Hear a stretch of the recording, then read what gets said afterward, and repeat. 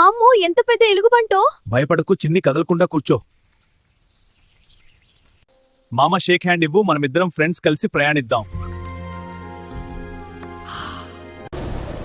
మామ ఎంత పని చేసావురా, మోసం చేసావు.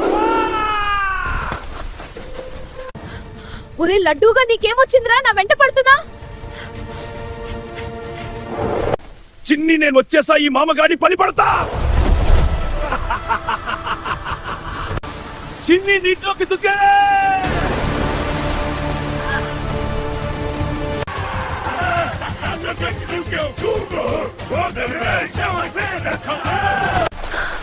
భయపడకు చిన్ని, ఈ రాయి మీద మనం సేఫ్ గానే ఉన్నాం.